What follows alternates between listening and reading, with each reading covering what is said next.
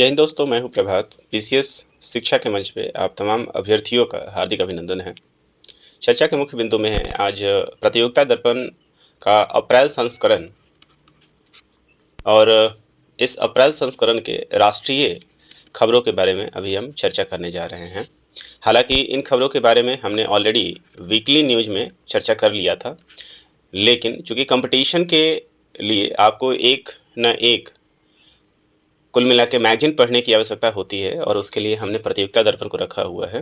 तो इसलिए एक मैगज़ीन पढ़ने की आवश्यकता है और मैगज़ीन के जितने भी कंटेंट होते हैं अपने लंबे अनुभव के आधार पे होते हैं, इसलिए एक कंटेंट को फॉलो करना होता है। तो चलिए शुरू करते हैं अपने इस प्रतियोगिता दर्पण के अप्रैल महीने के नेशनल न्यूज़ के बारे में।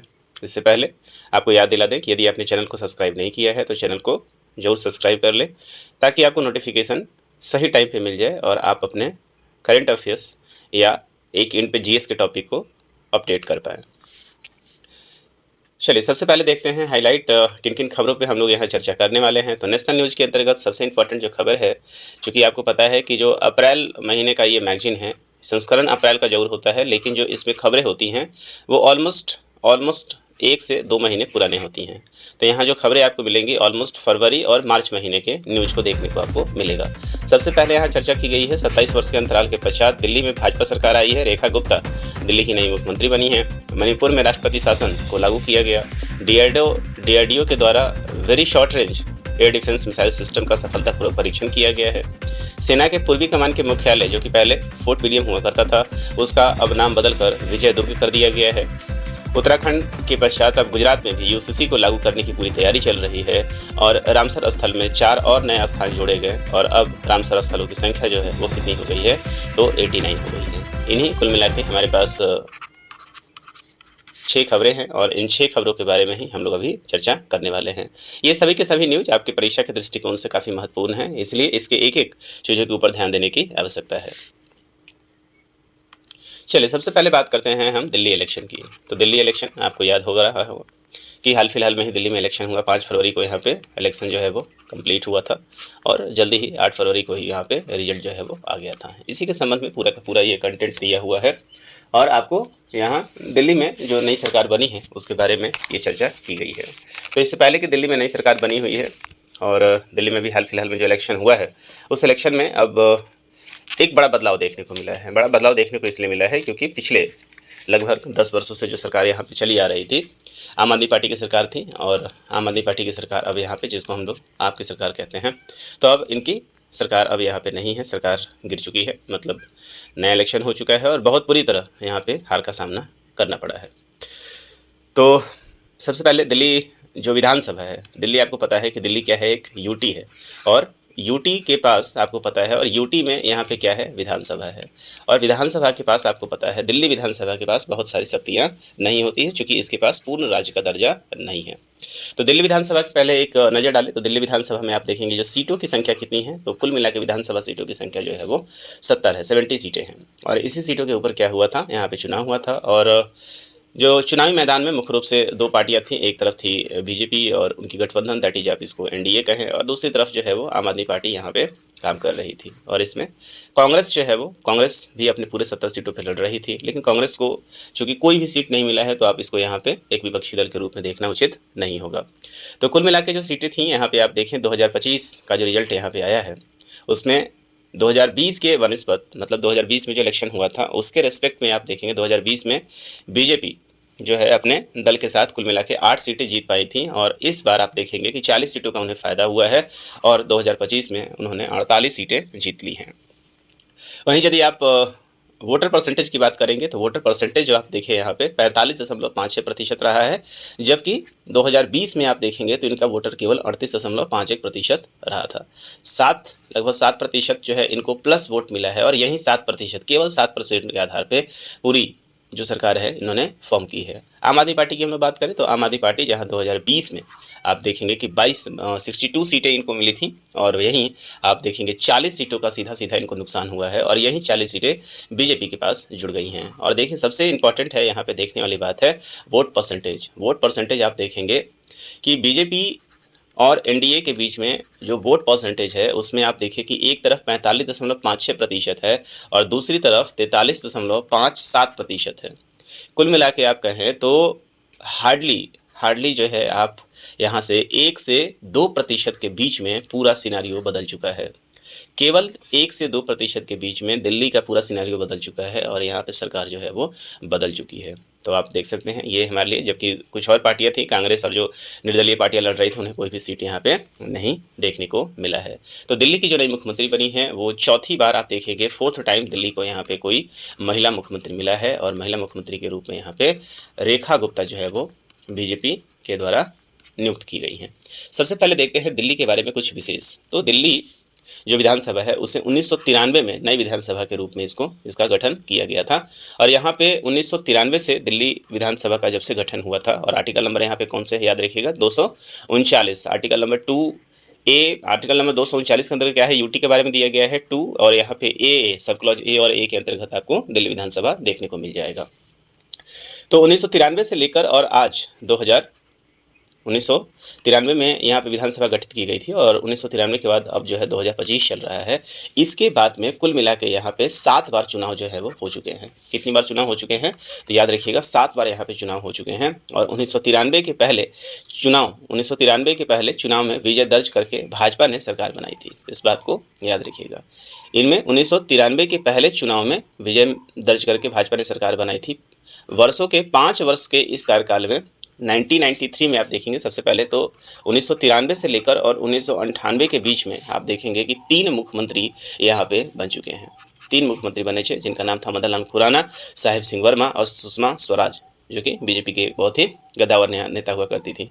तो 1993 से लेकर और 1998 के बीच में आप देखेंगे कि यहाँ पे बीजेपी की सरकार थी और यहाँ पे आप देखेंगे कि 3 मुख्यमंत्री जो हैं केवल 5 साल में ही बदल चुके थे, जिसमें मदन लाल खुराना जो है वो पहले मुख्यमंत्री थे, साहिब सिंह वर्मा और सुभाष चंद्र वर्मा। उसके बाद 1998 में यहाँ पे रिजिम चेंज होता है और 1998 से लेकर लगातार आप देखेंगे कि यहाँ पे फिर से कांग्रेस की सत्ता आती है और यहाँ से कांग्रेस 3 टेन्योर तक रहती है। 3 टेन्योर मतलब 1998 में कांग्रेस आती है, फिर 2003 में कांग्रेस आती है, फिर 2008 में कांग्रेस आती है और यह 2013 तक कांग्रेस रहती है। तो 1998 से लेकर 1998 से लेकर 2013 तक जो है यहाँ कौन रहता है, कांग्रेस रहती है। और कांग्रेस में जो मुख्यमंत्री रहती हैं वो कौन आती हैं, तो आप सभी को याद होगा यहाँ पे शीला दीक्षित, जिनका हाल फिलहाल में अभी निधन भी हो गया है। तो शीला दीक्षित जो है यहाँ पे मुख्यमंत्री रही हैं। 2013 में अन्ना हजारे के आंदोलन से एक नई पार्टी का जन्म होता है और 2013-14 के पास, और वहीं से आप देखेंगे कि एक नई पार्टी निकलती है जिसको हम लोग आम आदमी पार्टी कहते हैं, जिसके संस्थापक अरविंद केजरीवाल थे।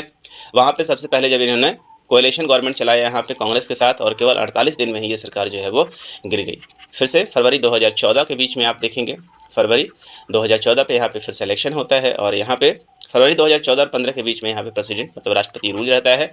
2015 में वापस से इलेक्शन होता है और आम आदमी पार्टी जो है प्रचंड बहुमत के साथ आप देखेंगे 70 में से 69 सीटें जो है वो ऐतिहासिक रूप से यहाँ पे जीत कर आती है और सरकार अपना बनाने में कामयाब यहाँ पे होती है। तो 2015 से लेकर 2020 तक अनडाउटेबली यहाँ पे आम आदमी पार्टी सरकार चलाती है और फिर 2020 से लेकर आप देखेंगे कि अगले 2024 तक 25 तक आप देखें आम आदमी पार्टी की सरकार रहती है। लेकिन चूंकि बीच में अरविंद केजरीवाल को यहाँ पे जेल जाना पड़ता है और जो लीकर मामला था उसके कारण अरविंद केजरीवाल को यहाँ पे जेल जाना पड़ता है और उसके बीच में जो कार्यवाहक मुख्यमंत्री के रूप में वो डिटेल जो नियुक्त होते हैं वो कौन होती हैं, आरतीसी मार्लेना रहती हैं। तो ये है पूरी दिल्ली का जो है वो पूरा खाका और अब यहाँ पे महिला मुख्यमंत्री के रूप में ये चौथी महिला मुख्यमंत्री हैं। आइए एक बार यहाँ पे देख लेते हैं दिल्ली के मुख्यमंत्री जो है कौन रहते हैं। सबसे पहले आप देखेंगे, सबसे पहले आप बात करेंगे कि चौधरी ब्रह्म जो है, यहाँ पे इनका नाम था प्रकाश, चौधरी ब्रह्म प्रकाश, जो कि कांग्रेस सबसे पहले आप देखेंगे दिल्ली जब यहाँ पे यूटी का दर्जा इसको यहाँ पे नहीं हुआ था तो सन 1752 से लेकर आप देखें 55 में, तो यहाँ पे आप देखें चौधरी ब्रह्म प्रकाश हुआ करते थे। फिर गुरमुख निहाल थे, यहाँ पे कांग्रेस के ही थे 55 से लेकर 56 के बीच में। तो ये जब यहाँ पे देखेंगे 1 नवंबर 1956 से 1 दिसंबर 1993 जब केंद्र शासित संघ राज्य क्षेत्र, तो शुरू में ये लोग रह रहे थे। उसके बाद जब यहाँ पे 1993 में जब इसको यूटी बनाया जाता है तो उसके बाद आप देखेंगे कि यहाँ पे मदन लाल खुराना, साहिब सिंह वर्मा, सुषमा स्वराज, ये 1995 से लेकर 98 के बीच में ये मुख्यमंत्री जो है वो बदलते रहते हैं। उसके बाद शीला दीक्षित का टेन्योर आता है 1998 से 2013 तक।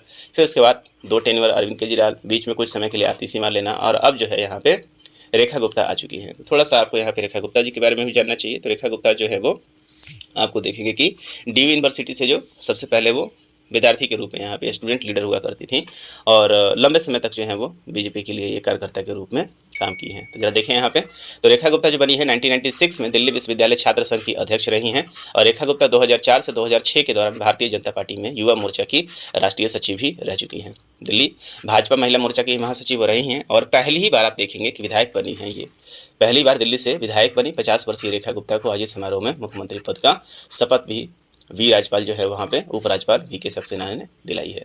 तो आप देखें कि इनसे एक बड़ी लंबी कहानी भी आपको देखने को मिलेगी कि रेखा गुप्ता जो है 1996 से आप देखेंगे कि एक नेता के रूप में सक्रिय थी और 1996 के पास देखिए समय बदलता है और यहाँ पे 2025 में उनको चुनाव लड़ने का, इससे पहले वो कहीं भी पटल पे नहीं थी, कहीं भी एक उम्मीदवार के रूप में भी नहीं थी।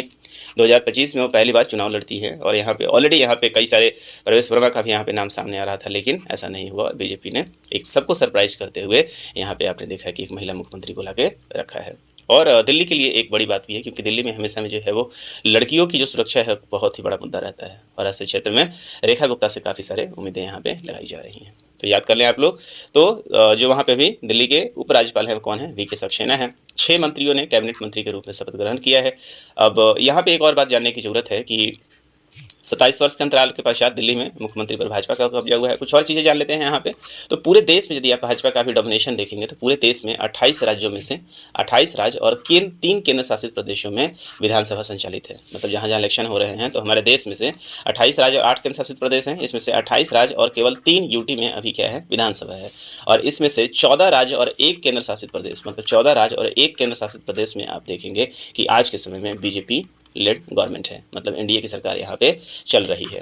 भाजपा शासित राज्यों की संख्या कितनी है, 15 है। मतलब 18 और 3 31 में से आप देखेंगे 15 जगह जो है वो ऑलमोस्ट आप देखेंगे 50% के आसपास जो है वो कहाँ है, बीजेपी की गवर्नमेंट है। ये संख्या और भी ज़्यादा होती मणिपुर में, हालांकि आप देखेंगे कि वीरेंद्र सिंह ने इस्तीफा दे दिया जिसके कारण की संख्या जो है वो कम हो गई, 16 से 15 हो गई है। अन्यथा ये 50% के आसपास ये लीड कर रहे हैं। एक बहुत बड़ी बात है।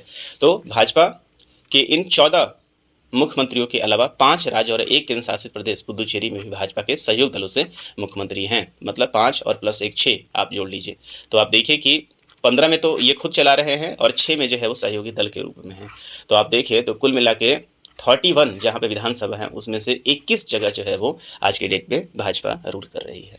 तो चलिए, तो ये सारी खबरें रही हमारे एग्जामिनेशन पॉइंट ऑफ व्यू से। और यहाँ पे एक और चीज़ देखिएगा कि दिल्ली में जो है जहाँ पे मंत्रिपरिषद के लिए 15% का जो है वो कोटा फिक्स किया गया है, अन्य जगहों पे दिल्ली में केवल 10% है। तो इसको लेकर भी आप देखेंगे कि जिससे मैं ये न्यूज़ रिकॉर्ड कर रहा हूँ, ऑलरेडी यहाँ पे सुप्रीम कोर्ट एक मैटर का सुनवाई कर रहा है जहाँ पे इनके मंत्रियों की संख्या की बढ़ाने की बात चल रही है कि इसमें अन्य राज्यों की तरह यहाँ भी 15% का जो है वो कोटा दिया जाए।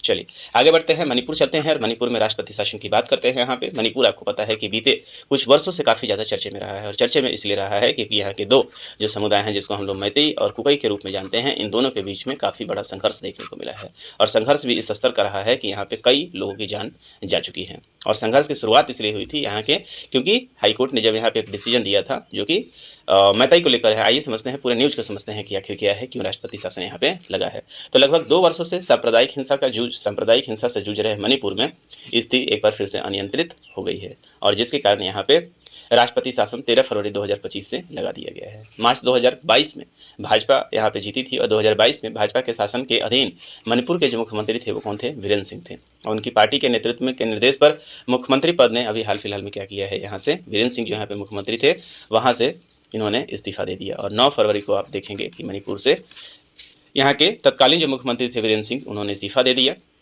आपको बता दें कि जो मणिपुर है उसे 1972 में जो है वो पूर्ण राज्य का दर्जा मिला हुआ था। हालांकि इसका विलय बहुत पहले हो चुका था और यह 11वां अवसर था जब यहाँ पे राष्ट्रपति शासन लगा है। तो मोस्ट इंपॉर्टेंट फैक्ट है कि मणिपुर आप देखें हमेशा ही राष्ट्रपति शासन यहाँ पे लगता ही रहा है और हमेशा इस तरह के संघर्ष आपको देखने को मिला है। तो मणिपुर में जो ये राष्ट्रपति शासन लगा है ये यहाँ पे 11वीं बार था, 11 टाइम्स यहाँ पे राष्ट्रपति शासन लगा हुआ है और सबसे ज़्यादा आज के डेट में कहीं राष्ट्रपति शासन लगा है तो क्या है, मणिपुर ही है। मणिपुर में पहाड़ियों पर कुकी घाटी में मैतेई समुदाय के लोग रहते हैं और ये क्यों हुआ है, इस बात को देखें, थोड़ा सा बेसलाइन को समझ लें। तो दोनों समुदाय के बीच में हिंसा का जो ताज़ा दौर अभी चल रहा है, मणिपुर उच्च न्यायालय के 3 मई 2023 को मणिपुर जो हाई कोर्ट है उसका एक फैसला आता है और उसी के बाद यहाँ पे सारा विवाद शुरू हो जाता है। हुआ क्या था कि इसमें न्यायालय ने राज्य सरकार को 10 वर्ष पुरानी उस सिफारिश को लागू करने का निर्देश दिया जिसमें गैर जनजातीय मैतई समुदाय को जनजाति में शामिल करने को कहा गया। आप समझिए, देखिए मणिपुर जो है यहाँ पे क्या है, जनजातियों का एक बड़ा संख्या यहाँ पे रहता है और जनजाति कहने का मतलब ये है कि एसटी की बात की जा रही है, शेड्यूल्ड ट्राइब्स की बात की रही है। आपको पता है कि शेड्यूल्ड ट्राइब्स को जो है यदि आप घोषित किया हुआ है तो कई सारे यहाँ पे वो फायदे देखने को मिलते हैं। 2023 को मणिपुर हाईकोर्ट एक डिसीजन लेकर आती है और अपने 10 वर्ष पुराने डिसीजन में कहती है कि जो मैतई जो है यहाँ पे, जिनकी संख्या यहाँ पे काफ़ी ज़्यादा है भी, और उनको क्या किया है, एसटी का जो है वो स्टेटस, जो कि क्या है एसटी नहीं है, उनको एसटी स्टेटस देने की बात कही जाती है। तो यहाँ पे इनके अपोजिशन में जो कुकई थे उन दोनों के बीच में क्या होता है, यहाँ पे संघर्ष शुरू हो जाता है। तो एसटी ज्वलंत होती है क्योंकि जैसे ही एसटी होगा तो उसको आपको पता है कि एसटी के लिए विशेष रूप से आरक्षण का प्रावधान है और उसके मामले में आप देखेंगे कि नौकरी वोकरियों सब पे असर पड़ना शुरू हो जाएगा। स्थिति ज्वलंत ही बने रहने पर विपक्ष के साथ साथ भाजपा विधायक दल में भी मुख्यमंत्री एन वीरेंद्र सिंह के प्रति अविश्वास की भावना प्रबल हो रही थी और अक्टूबर 2024 में पार्टी के 19 विधायकों ने सरकार के नेतृत्व में परिवर्तन की मांग की थी और यही कारण है कि आप देखेंगे कि वीरेंद्र सिंह अंततः जो है इस्तीफा दे देते हैं और 13 फरवरी 2025 से यहाँ पे राष्ट्रपति शासन जो है वो लगा दिया जाता है। राज्य में मौजूदा 12वीं विधानसभा का कार्यकाल मार्च 2027 तक है। तो 2022 में यहाँ पे इलेक्शन हुआ था, वीरेंद्र सिंह यहाँ पे जीते हुए थे, इसका जो कार्यकाल था 2027 तक ऑलरेडी था यहाँ पे। अब देखने वाली बात ये है कि आगे यहाँ पे क्या होता है, चूँकि यहाँ पे ऑलरेडी जो है वो एप्सपा का भी इस्तेमाल किया जा रहा है और यहाँ पे ऑलरेडी जो है वो सेना उतर चुकी है। मणिपुर के बारे में थोड़ा सा जान लें हम लोग यहाँ पे। तो मणिपुर का जो भारत में विलय हुआ था वो 15 अक्टूबर 1949 में हुआ था, इस बात को आप याद रखेंगे। तो विलय जो हुआ था 1949 में हुआ था। हालांकि इसके बारे में हम चर्चा कर चुके हैं कि यहाँ पे जो है वो इसको स्टेट का जो है वो दर्जा कब मिला गया था, तो 1972 में मिला था। तो विलय जो है 1949 में जरूर हो गया था, लेकिन जो पूर्ण राज्य का दर्जा है वो कब मिला था, 1972 मिला था, इसको याद रखेंगे। राजधानी है इसकी इम्फाल, जिलों की संख्या है 16। राज्यपाल यहाँ पे हैं अभी एल गणेशन, मुख्यमंत्री यहाँ पे एन वीरेंद्र सिंह थे जो यहाँ पे अभी इस्तीफा दे चुके हैं। विधायिका की हम बात करें तो यहाँ पे हैं कितनी सीटें, 60 सीटें जो है यहाँ पे आप देखेंगे कि विधानसभा की हैं, जबकि वहाँ पर राज्यसभा और लोकसभा के लिए, राज्यसभा के लिए 1 सीटें हैं और लोकसभा के लिए क्या है यहाँ पे 2 सीटें हैं। इसका खुद का अपना हाई कोर्ट है जो मणिपुर उच्च न्यायालय है। क्षेत्रफल की बात करेंगे तो यहाँ पे जो 22,327 किलोमीटर स्क्वायर इसका क्षेत्रफल है, जो कि एरिया के दृष्टिकोण से 23वां जो है वो राज्य है। जनसंख्या भी बहुत ज़्यादा यहाँ पे नहीं है, 2.8 करोड़ आप यहाँ पे जनसंख्या देखने को मिल जाएगा और उसके मामले में भी ये 23वें स्थान पे भी घनत्व है। घनत्व बहुत ही कम आपको देखने को मिलेगा, केवल 128 किलोमीटर पर स्क्वायर यदि देखेंगे 128 आदमी प्रति किलोमीटर स्क्वायर में आपको देखना है। मणिपुर में सबसे इंपॉर्टेंट ये है, यहाँ पे एक आपको लोकटक झील जो है वो देखने को मिल जाता है, जो कि एक तैरता हुआ झील है। और ये रहा आपका मणिपुर जो है बिल्कुल ही उत्तर पूर्वी जो राज्य है, इसकी बॉर्डर जो है कहाँ से लगती है, तो म्यांमार के साथ लगता है। और आपको पता है कि यहाँ पे फ्री मूवमेंट रिजिम को लेकर यहाँ पे जो है अभी ऑलरेडी एक मुद्दा चल रहा है, जहाँ पे म्यांमार में पहले 16 किलोमीटर तक बिना वीजा जाने का चल रहा था, उसे अब क्या किया गया था, इसे अब कैंसिल कर दिया गया है। तो यहाँ से सबसे बड़ी बात यह है कि मणिपुर के बगल में भी ऑलरेडी हिंसा का दौर चल रहा है म्यांमार में, जिससे ये चीज़ प्रभावित हो रही है। मुझे उम्मीद है कि पूरा खबर आपको समझ में आ गया होगा। चलते हैं अपने अगले न्यूज़ की तरफ।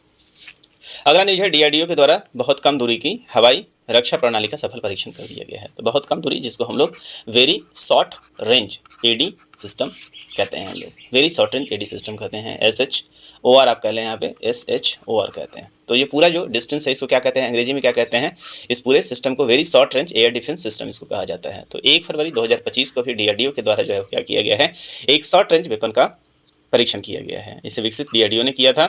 उड़ीसा के चांदीपुर तट पे जितने भी मिसाइल्स के जो परीक्षण होते हैं वो कहाँ होते हैं, उड़ीसा के चांदीपुर तट पे होता है। इस बात को आप याद रखेंगे। इन परीक्षणों के तहत कम ऊंचाई पर तेज गति से उड़ने वाले लक्ष्य को इस मिसाइल ने सफलतापूर्वक टारगेट किया है और उसे मार गिराया है। और खासकर ये मिसाइल जो है वो ड्रोन, जो अभी अनकन्वेंशनल थ्रेट के रूप में उभर रहा है, उसके लिए ये काफ़ी इंपॉर्टेंट है। और जो ड्रोन है, ड्रोन और लो एल्टीट्यूड पे जो भी यहाँ पे टारगेट होते हैं उसको इंगेज करने में जो है वो सक्षम है। इसकी यदि हम रेंज की बात करेंगे तो रेंज जो है बहुत ज़्यादा नहीं है, 4 किलोमीटर के आसपास इसका रेंज है। और थल सेना के साथ साथ ये केवल नॉट ओनली फॉर आर्मी, केवल आर्मी को नहीं दिया जाएगा, बल्कि उसके साथ साथ ये वायुसेना, एयरफोर्स और नेवी को भी इसको दिया जाएगा। ये सबसे बड़ी बात ये है कि ये क्या है, मैनपैड से, मतलब पोर्टेबल मैनपैड इसको कहा जाता है। मैन पोर्टेबल, MAN है यहाँ पे, मैन मतलब और पी स्टैंड्स पर यहाँ पे पोर्टेबल है, और एडीएस जो दिख रहा है इसको कहा जाता है एडी सिस्टम, मतलब आप इसको एक जगह से दूसरे जगह जो है काफ़ी तेज़ी से ले जा सकते हैं, इसको माउंट कर सकते हैं। और चूंकि ये एक आदमी से ही आप देखेंगे कि इसको बहुत आसानी से क्या किया जा सकता है, ऑपरेट किया जा सकता है।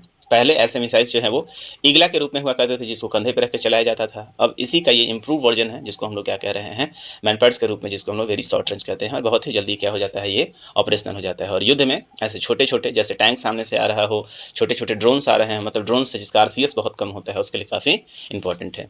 इस पोर्टेबल रक्षा प्रणाली को डीआरडीओ के सहयोग से उसकी हैदराबाद स्थित सहायक इकाई रिसर्च सेंटर इमारत आरसीआई और निजी उद्योग भागीदारी के सहयोग से विकसित किया जा रहा है। और इसके परीक्षण जो है लंबे समय से ट्रायल चल रहे हैं, 3 वर्षों से ट्रायल अब इसका सफल हो चुका है, और जल्दी ही अब आपको तीनों ही सेना में जो है वो देखने को मिलेगा। एयरफोर्स जो है अभी आप देखेंगे कि इनके जगह पे एक मिसाइल का इस्तेमाल करती है, छोटे रेंज के लिए है, जिसकी रेंज लगभग 5 किलोमीटर के आसपास है। उसको क्या कहते हैं हम लोग, ईगला कहते हैं, है ना, ईगला के नाम से इसको जाना जाता है। और L-70 गन्स जो है आर्मी के द्वारा इस्तेमाल किया जाता है। आप देख लें, थोड़ा सा इसके बारे में जानें। तो मानव पोर्टेबल प्रणाली है, और इसका देखें कि वजन जो है वो काफ़ी हल्का होता है, और अधिकतम सीमा जो आप देखेंगे कि मैक्सिमम जो इसका रेंज है वो कितना है, 8 किलोमीटर है, तथा यह 4.5 किलोमीटर तक की ऊंचाई पर स्थित लक्ष्यों को निशाना बना सकती है। तो यदि आप हाइट के बारे में देखेंगे तो ये 4.5 किलोमीटर के हाइट तक को इंगेज कर सकता है। वहीं यदि आप देखेंगे रेंज की बात करेंगे तो ये रेंज जो है जहाँ माउंट किया गया है वहाँ से लगभग 8 किलोमीटर तक के रेंज में ये अपने टारगेट को हिट कर सकता है। इस बात को आप याद रखेंगे। तो इस न्यूज़ के लिए इतना ही, इसको आप याद रखेंगे, खासकर इसके शॉर्ट फॉर्म्स को जरूर याद रखेंगे कि very short range eddy system जो है वो क्या है।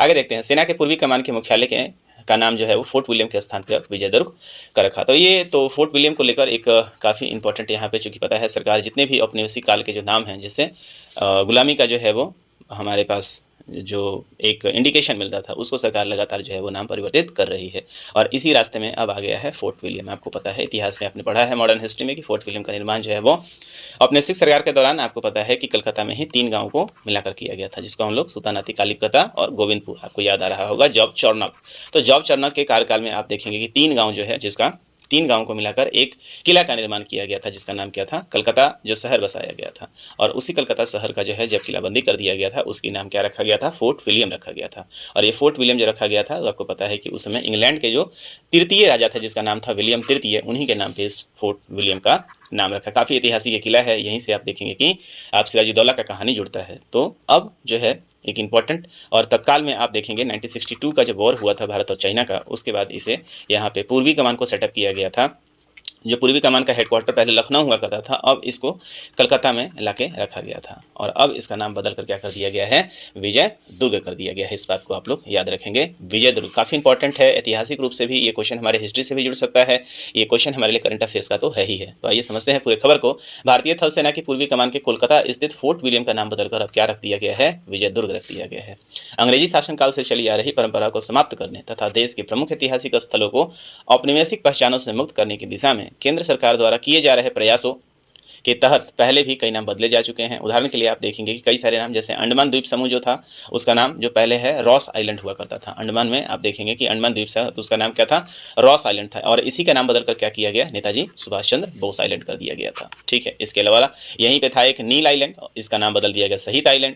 हैवलॉक आइलैंड हुआ करता था, उसका नाम स्वराज द्वीप रखा गया था। और इसी तरह से नाम बदलते हुए इसी श्रृंखला में सेना की जो पूर्वी कमान का मुख्यालय का नाम बदलने का नाम भी सरकार के द्वारा लिया गया है। ईस्ट इंडिया कंपनी के शासनकाल में इंग्लैंड के राजा जो थे उस समय विलियम तृतीय हुआ करते थे, उन्हीं के नाम पे इसका नाम फोर्ट विलियम रखा गया था। और 1962 में भारत चीन युद्ध के पश्चात 1963 में फोर्ट विलियम भारतीय सेना के पूर्वी कमान का मुख्यालय बनाया गया था। इस बात को भी आप याद रखेंगे। इसके पूर्व मुख्यालय कहाँ हुआ करता था, लखनऊ में हुआ करता था। और विजय दुर्ग जो नाम है, ये छत्रपति शिवाजी के शासनकाल में एक महत्वपूर्ण नौसैनिक अड्डा था। और शिवाजी को आपको पता है कि जिस समय वीडियो रिकॉर्ड कर रहा हूँ उसमें आप देखेंगे कि शिवाजी को लेकर ऑलरेडी काफ़ी ज़्यादा चर्चाएं जो है वो चल ही रही हैं। तो याद रखेंगे कि ये जो विजय दुर्ग है, ये एक समय में छत्रपति शिवाजी का जो है क्या है, एक नेवल बेस हुआ करता था, उन्हीं के नाम पे इसका नाम रखा गया है। और इसका नाम क्या रख दिया गया है, विजय दुर्ग है। तो काफ़ी ये भव्य इमारत है। देखें आपकी ये जो है यहाँ का फोर्ट विलियम है, जो कि औपनिवेशिक शासनकाल में निर्मित हुआ था। इसका रखरखाव काफ़ी अच्छे ढंग से किया जाता है एक पर्यटन स्थल के रूप में, लेकिन तत्काल अभी क्या है, आर्मी का हेडक्वार्टर यहाँ पे है। और इसका नाम अब बदल कर क्या रख दिया गया है, तो विजय दुर्ग रख दिया गया है। इसको आप याद रखेंगे। चलिए आगे चलते हैं, अगले क्वेश्चन की तरफ चलते हैं। उत्तराखंड के पश्चात अब गुजरात में भी यूसीसी की तैयारी चल रही है। यूनिफॉर्म सिविल जो है वो कोर्ट यूनिफॉर्म, जिसको हम लोग क्या कहते हैं, समान नागरिक यूनिफॉर्म सिविल कोड कहा जाता है, इसको याद रखिएगा, यूनिफॉर्म सिविल कोड कहा जाता है। तो इसके बारे में आपको पता है कि यूसीसी जो है ऑलरेडी गोवा में हमारे मतलब देश के स्वतंत्रता के पहले से ही जो है वो पुर्तगालियों के द्वारा यहाँ पे लागू किया जा चुका है। तो आप देखेंगे कि यूसीसी लाने की ज़रूरत क्यों पड़ रही है, और सरकार का जो प्रयास है इसके पूरे राष्ट्रीय स्तर पे पूरे देश में जो है इसको लागू किया जाए। तो यूसीसी जो है एक यूनिफॉर्म, चाहे आप किसी संप्रदाय के हों, उसके लिए समान जो है शादी के कानून, और जैसे आप देखेंगे मुस्लिमों के लिए अपना जो है उनके रीति रिवाज को कंडक्ट कराने के लिए अपना जो है वो मुस्लिम पर्सनल लॉ बोर्ड हुआ करता था, है ना। तो उन सब में आप देखेंगे तलाक जैसी प्रथाएं थी, जिसके लिए कोई भी कानूनी जो है वो चीज़ कानूनी जो है वहाँ पे रूप से कोई भी इसमें आप देखेंगे कि प्रावधान नहीं था, जिसको आप तलाक तलाक तलाक कहते तो आप उसका लाइफ समाप्त हो जाता था। इन तरह के कुरीतियों को समाप्त करने के लिए यूसीसी की बात कही गई है। यहाँ पे संपत्ति में महिलाओं को कई सारे जो एक हिंदू को अधिकार मिल रहा है वहीं मुस्लिम को भी अधिकार मिलेगा। तो कुल मिला के ये संप्रदाय से ऊपर हटकर एक राष्ट्रीयता की बात करता है, एक देश एक कानून की भी ये बात करता है। तो इसलिए आप देखेंगे हालांकि भारत जैसे देश में इसके ऊपर कई बार चर्चा भी की गई। आपको पता है कि डीपीएसपी में इसका प्रावधान भी है, आर्टिकल नंबर 44 इसकी बात भी करता है। लेकिन समस्या यहाँ पे ये होता है कि भारत जो है एक बड़े विविधताओं का देश है। यहाँ विभिन्न संप्रदाय के लोग रहते हैं, उनकी अपने कल्चर प्रैक्टिसेज हैं, और वहाँ पे यूसीसी को लागू करना जो है वो एक काफ़ी कठिन स्थिति माना जाता है। और इसके लिए इससे पहले ऐसा नहीं कि आज लागू हो रहा है, इसके पहले भी आप देखेंगे कई बार इसके ऊपर चर्चाएँ हो चुकी हैं। और इसीलिए कानून में या संसद में जब इसके ऊपर बहस चला था, जब संविधान सभा में इसके ऊपर बहस चला था, तो इसके बीच में ये कहा गया है कि जैसे जैसे राज्य अपने आप को सूटेबल समझे इसको लागू करता जाए। तो इसी के संदर्भ में अभी हाल फिलहाल में आपने देखा था कि उत्तराखंड ने अभी अपने यहाँ क्या किया था, कानून बना करता। तो उत्तराखंड पहला ऐसा राज्य बना था जिन्होंने स्वतंत्रता के बाद एक कानून बनाया, और कानून बनाने के बाद आप देखेंगे कि यूसीसी को लागू किया है। तो उत्तराखंड पहला राज्य है। और अभी हाल फिलहाल में जिस डेट से लागू किया गया है वहाँ पर क्या मनाया जा रहा है, यूसीसी डे भी मनाया जा रहा है। तो उत्तराखंड के पश्चात अब गुजरात में भी समान नागरिक संहिता यूसीसी को लागू करने की तैयारी है, और गुजरात में यूसीसी समान नागरिक संहिता की आवश्यकता के आकलन के लिए एक बार फिर से रंजना देसाई समिति को गठित किया गया है। इस बात को आप याद रखेंगे। अभी गुजरात में जो मुख्यमंत्री कौन है, भूपेंद्र पटेल हैं, और उन्होंने 5 सदस्यीय समिति का गठन जो है वो कर दिया है। 4 फरवरी 2025 को समिति की अध्यक्षता सर्वोच्च न्यायालय की पूर्व न्यायाधीश रंजना देसाई कर रही हैं। और उत्तराखंड में भी यूसीसी के लिए जो है मसौदा तैयार करने में किसका हाथ था, रंजना देसाई का ही हाथ था। समिति ने कहा है कि 15 दिनों के अंदर वो रिपोर्ट को सौंप देंगी।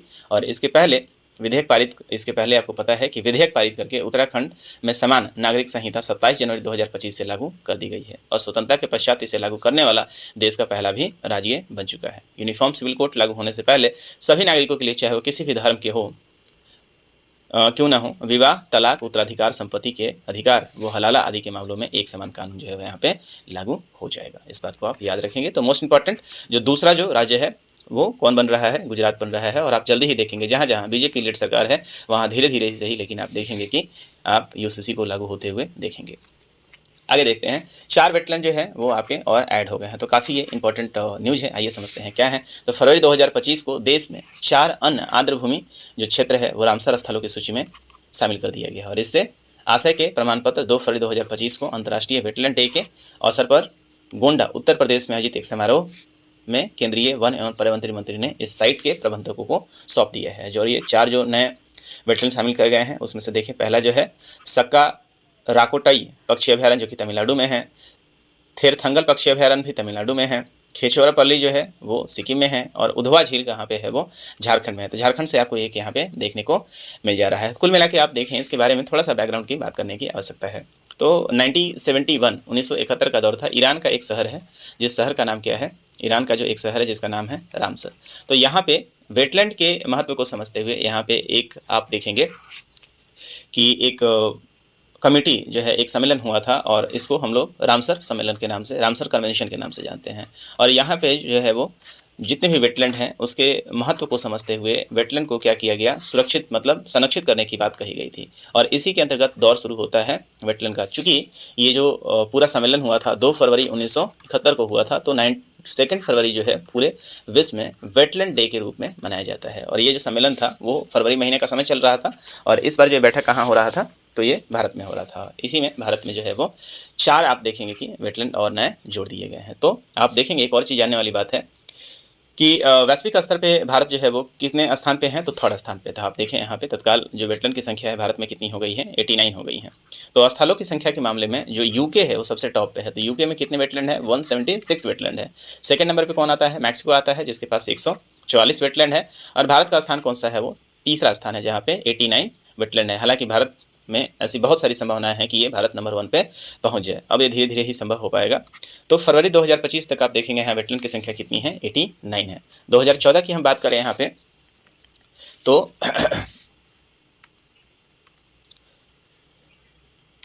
तो यहाँ पे 2014 जो अभी यहाँ पे वेटलैंड शामिल किए हैं, तो भारत में 2014 तक, मतलब 2014 तक आप देखेंगे तो केवल यहाँ पे क्या है, 26 वेटलैंड हुआ करते थे। लेकिन अब केवल आप देखेंगे 2025 ये चल रहा है, 11 वर्षों के अंदर आप देखेंगे कि वेटलैंड की संख्या 3 गुने से भी यहाँ पर ज़्यादा हो गई है। तो पिछले 11 वर्षों में अब यहाँ पे वेटलैंड की संख्या बढ़कर कितनी हो गई है, 89 हो गई है। अब ऐसा नहीं है कि यहाँ पे वेटलैंड नए बन गए हैं, और वेटलैंड को पहचान मिलना शुरू है, गवर्नमेंट इसको रजिस्टर करना शुरू कर रही है।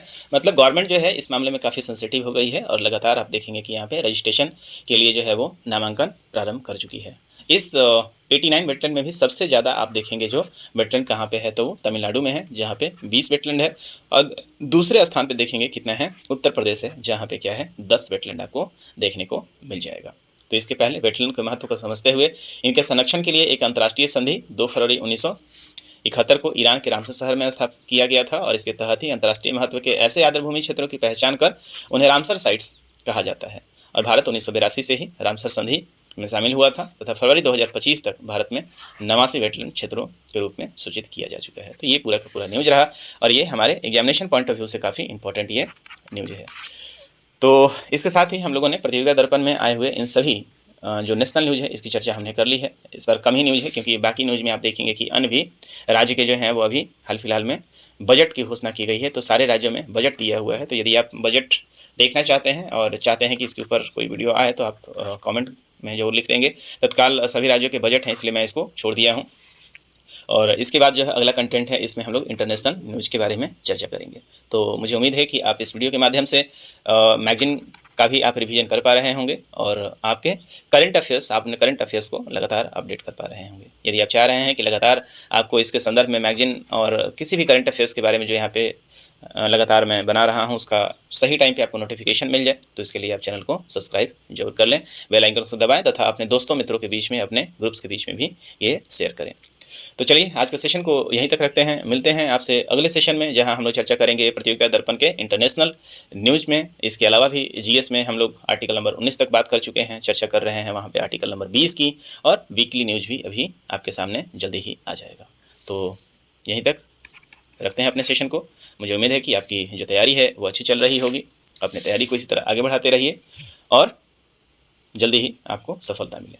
तो जय